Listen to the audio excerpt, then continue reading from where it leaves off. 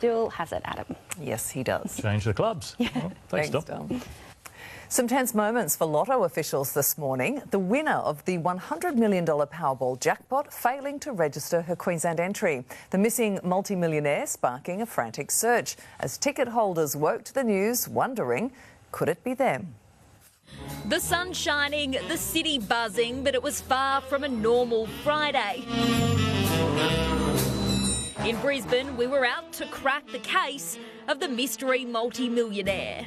Are you the mystery $100 million lotto winner? Unfortunately not. I've got $11. You're looking richer today. Were you the $100 million winner? Definitely not me. You haven't handed in your resignation yet? Not yet. Not for the 100 million yet. I'm expecting the call. I thought this was it. 9 o'clock last night, the search began. These balls of fortune, all we had to identify the secret winner. An unregistered ticket holder taking out the entire, all of it, every single bit of $100 million. For 12 long hours, many of us dared to dream how good life would be with that much cash. But only one could be so lucky. An Aspley couple has come forward as the mystery multi-millionaires after taking home that entire $100 million Powerball prize. The winning woman actually told me that she heard that someone had won in her local area and she decided to check her ticket after her morning run. She did nearly lose the ticket. She actually forgot about it. She put it in her car glove box. Investigations centring upon this Nextra Chermside store. She bought the ticket here as a birthday present to herself. Yeah, it was crazy. The phones haven't stopped. My mobile hasn't stopped. My husband's mobile hasn't stopped. It's Queensland's 5th Division 1 win this year, but the fortuitous family now have plans to take off from the Sunshine State. She would love to take her family on a holiday. Case closed. The rest of us will just try again. Just buying one for tomorrow. Abby Guerin, 9 News. Well, in just 3 minutes, the breakthrough treatment for common skin conditions. Patients seeing a 95% improvement in psoriasis, eczema, alopecia and more. The new solution is moments away. But firstly, Bronte Gildea back. Bronte, a colourful background for you tonight. Yeah, the flags of 50 countries here for the World Life-Saving Championships, which is on the Gold Coast for the first time since 1988. How are the beach conditions looking for them, though? I'll have that full forecast coming up for you very soon.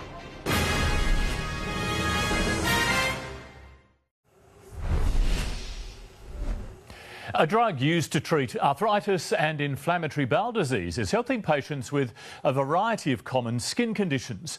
The new treatment option providing relief from debilitating alopecia, vitiligo and eczema. With a healthy head of hair, you'd never know 4 years ago, Chiara Benedetti was diagnosed with alopecia. The then 25-year-old had almost gone bald. I suppose you sort of start to feel like you're losing yourself. I lost a lot of confidence. Now the nurse has been taking part in a new clinical trial that repurposes a common arthritis drug to treat serious skin concerns. You don't have to reprove the safety. What you've got to just show is it works in this new condition. It makes me feel really good. It's definitely, I would say, been life-changing for me. Leading dermatologist Professor Rod Sinclair has been involved in the international study that's now also looking at treatment of other more common conditions like psoriasis and eczema. What we see with these medications is that within 48 hours the itch is gone. It was almost instant relief for Dallas, who's suffered from debilitating eczema. I take 2 tablets a day, and I've been doing that now for 3 years. The JAK inhibitor medication works inside the cell to disrupt the inflammatory process. Now the new drugs, as you go on to the 2nd, 3rd, 4th generation, they're getting 90% of the people 95% better. While the trials have already had early success, they're still looking for more patients to get involved, and some studies will soon be expanding to include children. For more information, go online to Sinclair Dermatology.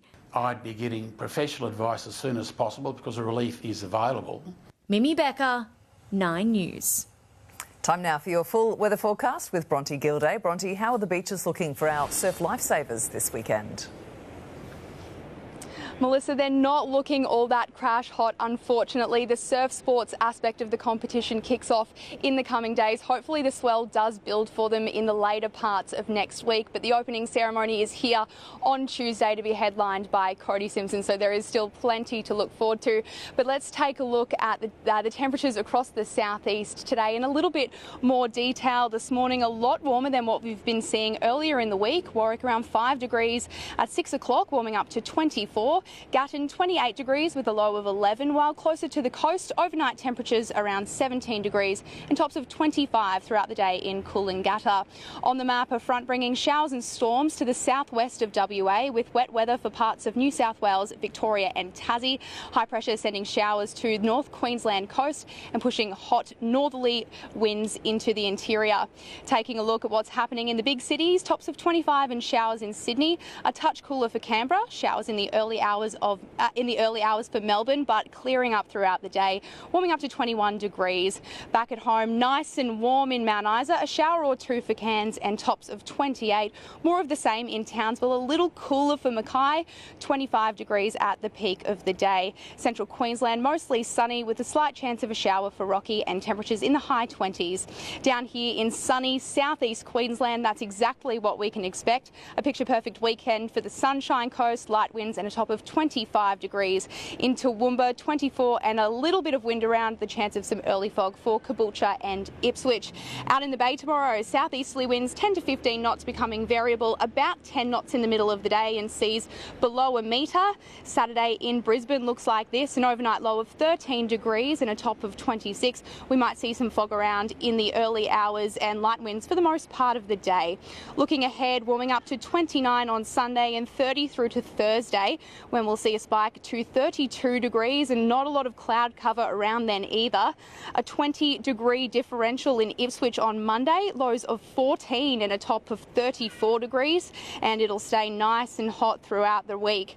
Down here on the Gold Coast, just a touch cooler. The blustery northerlies will keep us cool.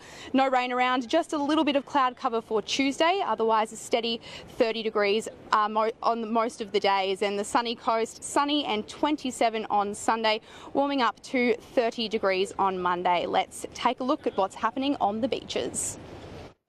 Another beauty of a morning on the Gold and Sunshine Coast beaches. A couple of brave swimmers enjoying the cold water today, 19.9 degrees, which is some of the lowest temperatures we've seen all year.